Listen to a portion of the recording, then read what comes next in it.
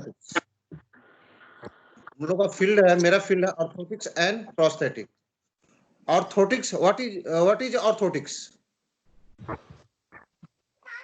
Orthotics is a subject which deals, है ना, support of the weakened part of the body or organs. It's called orthotics. Orthotics is a subject. Orthosis is a individual part, supported part. Okay. Similarly, prosthesis.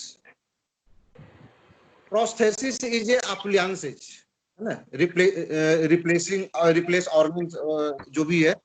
Prosthetics is a subject, इसमें हम लोग deals क्या करते हैं, the replacement of the missing part of the body और organs.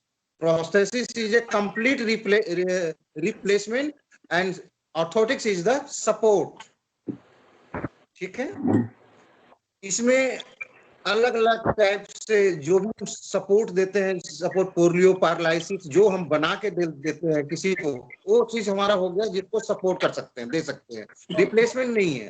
Prosthesis में finger का भी यदि एम्पुटेशन हो गया तो ये रिप्लेसमेंट होगा, ईयर का भी होगा, कटिंग हो गया तो इसको हम लोग कॉस्मेटिक लुक्स बना कर देंगे, तो ये होगा हमारा प्रोस्थेसिस होगा।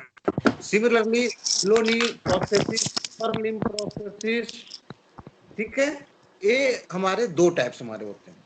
स्टार्टिंग से मैं शुरू करता हूँ, हमारा मेन चीज है प्रोस्थेटिक्स। प्रोस्थेटिक्स में हम लोग हम स्टार्टिंग से शुरू करते हैं कि types of levels of lower limb extremities, कितने टाइप्स उसके होते हैं एम्पुटेशन के लोअर एक्सट्रीमिटीज में। बिलो से शुरू करता हूँ, partial foot amputation. Partial foot amputation में टो एम्पुटेशन भी होगा, metatarsal amputation, disarticulation, Lisfranc amputation, Chopart amputation. These are all partial foot amputation. Just above, ankle disarticulation means ankle joint through ankle joint amputation is called ankle disarticulation. Then below knee amputation या transtibial amputation,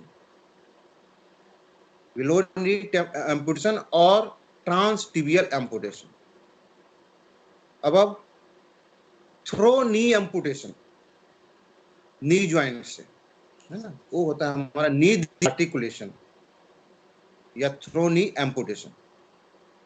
उसके ऊपर हमारा आता है above knee amputation और ट्रांसफेमरल amputation, दोनों एक ही चीज है।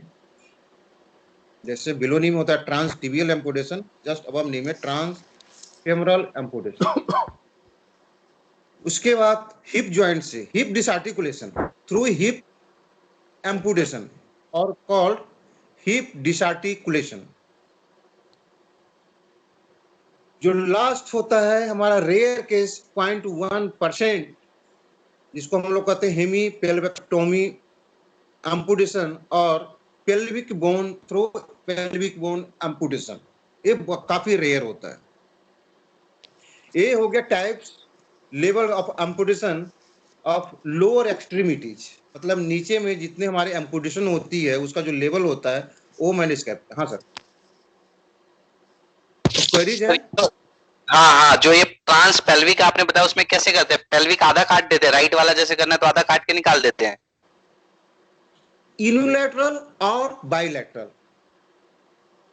अच्छा है ना, यूनिलैटरल भी हो सकता है, ऐसा कोई डिजीज हो गया, डिफॉर्मिटी हो गया या एक्सीडेंटल हो गया। बाइलैटरल भी हो सकता है, इट कैन यूनिलैटरल और बाइलैटरल बोथ।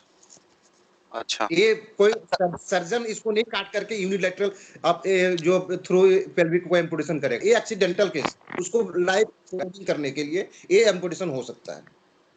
अच्छा, ओके, ठीक। ये हो गया हमारा लोअर लिम्ब एक्सट्रीमिटीज के एम्पुटेशन जो मेनली जो हम लोग नीचे शुरू करते हैं और आप तक जाते हैं, उसी टाइप से हमारा होता है अपर लिम्ब में भी होता है ना। अपर लिम्ब एक्सट्रीमिटीज एम्पुटेशन, ये हो गया आपका इंटर, जैसे हम कहते हैं ना कि आपका पार्शियल फुट एम्पुटेशन हो गया, उसी तरह से हम पार्शियल हैंड एम्पुटेशन भी बोल सकते हैं। Partial hand means phalangeal amputation, trans metacarpal amputation, trans carpal amputation, ये सब सारे होता है हम आपका partial hand amputation. Wrist joint, उसके बाद आता है हमारा रिस्ट थ्रू रिस्ट ज्वाइंट, जिसको हम कहते हैं रिस्ट डिसआर्टिकुलेशन, है ना। रिस्ट डिसआर्टिकुलेशन या through wrist amputation, wrist joint complete इसमें इसके बाद आवाज गई, आवाज गई, आवाज नहीं आ रही। जोगिंदर की आवाज नहीं आ रही। कौन हिलने लगता है? हाँ आ रही है, बोल। बिलो एल्बो एम्पुटेशन और ट्रांस रेडियल एम्पुटेशन। योगिंदर जी फोन पास रखिए। योगिंदर जी सर। हाँ जी सर। यार थोड़ा पास कर लो फोन, आवाज बहुत ही कम आ रही है, बहुत कम आ रही है। ठीक है सर। हाँ अब आ रही है सर? हाँ अब आ रही है। अपर लिम्ब में स्टार्टिंग हो गया partial hand amputation, mean interphalangeal joint जो आपका हो गया वो एम्पुटेशन हो गया, थ्रू मेटाकार्पल ऑल हो गया हमारे, ये सब सारे हो गए हमारे पार्शियल हैंड एम्पुटेशन। उसके बाद हमारा आता है रिस्ट डिसआर्टिकुलेशन थ्रू रिस्ट ज्वाइंट। फिर उसके बाद हमारा आता है बिलो एल्बो एम्पुटेशन या ट्रांस रेडियल एम्पुटेशन। देन इसके बाद आएगा हमारा एल्बो डिसआर्टिकुलेशन थ्रू एल्बो ज्वाइंट, जो एम्पुटेशन होगा एल्बो डिसआर्टिकुलेशन। इसके बाद अब एल्बो एम्पुटेशन गई आवाज गई। हाँ, इसके बाद आएगा शोल्डर डिसआर्टिकुलेशन। शोल्डर डिसआर्टिकुलेशन ये होता है हमारा थ्रू शोल्डर ज्वाइंट से। एक रेयर केस अपर लिम्ब में भी होता है 4 क्वार्टर एम्पुटेशन। इसमें कंप्लीट आपका शोल्डर ज्वाइंट, आपका स्कैपुलर बोन, समझ रहे हैं ना, आपका एम्पुटेशन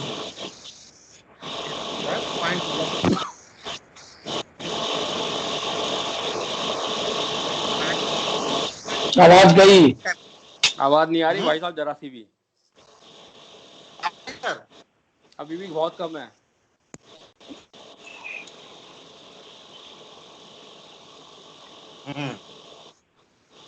अब आ रही सर? हाँ आप थोड़ी आई। हाँ सर आई। हाँ, तो कितने टाइप अपर लिम्ब के एम्पुटेशन हो गया? Partial hand amputation, wrist disarticulation, below elbow amputation और trans radial amputation, elbow disarticulation, above elbow amputation,